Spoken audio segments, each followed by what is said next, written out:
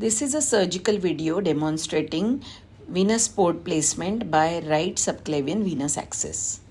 Patient is placed in the supine position with head end lowered by 30 degrees and face turned to the opposite side and both the arms kept by the side of the body.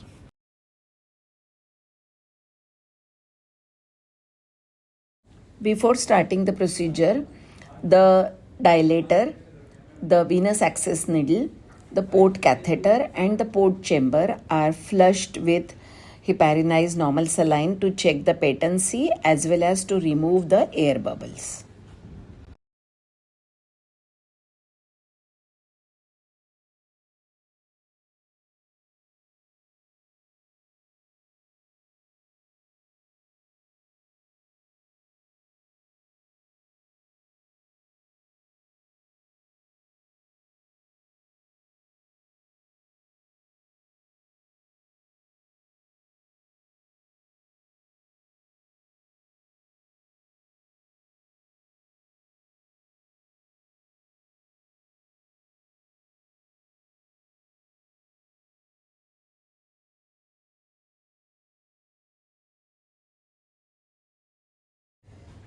The surgical field is cleaned with chlorhexidine and draped in sterile drapes.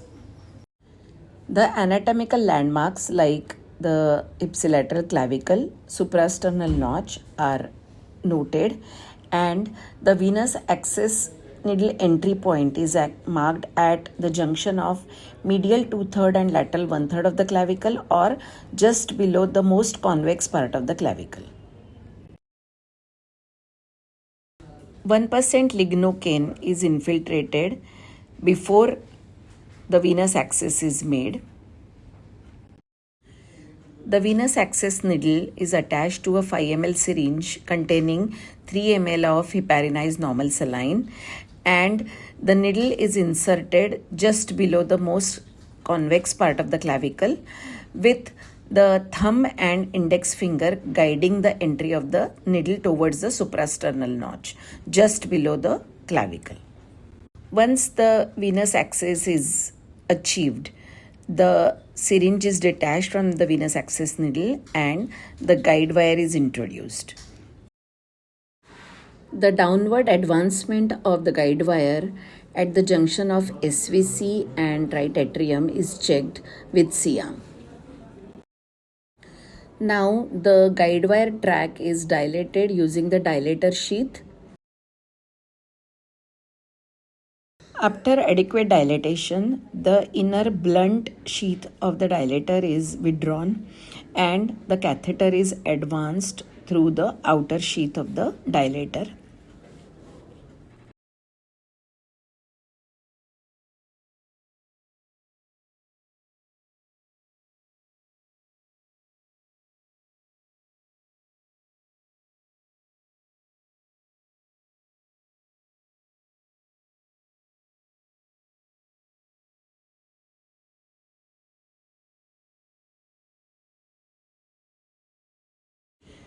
The downward advancement of the catheter towards the junction of superior vena cava and right atrium is again checked on C-arm.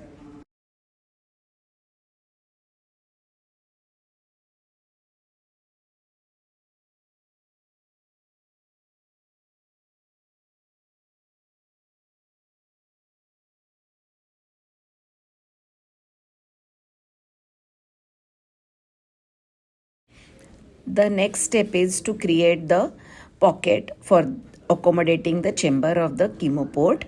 Local anesthetic is infiltrated, an incision is made, and the port pocket is created.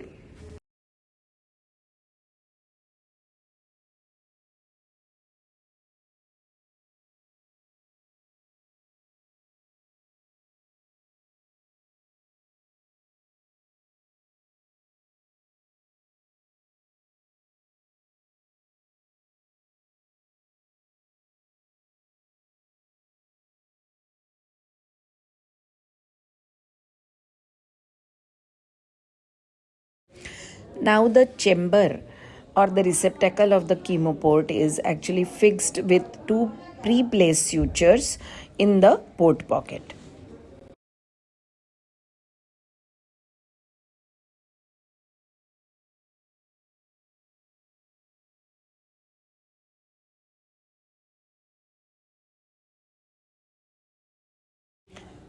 The next step is to tunnel the catheter into the port pocket, introduce the lock, and then the catheter is cut at appropriate length, and the catheter and the chamber are assembled together and locked.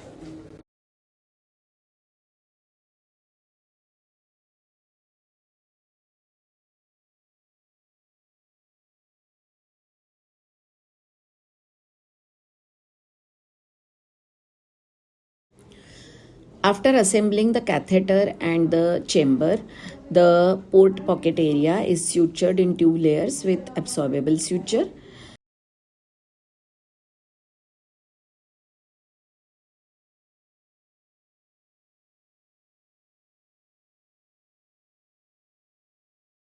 Then subsequently, the port area is actually accessed with a special needle called as Huber's needle, and a sterile dressing is applied.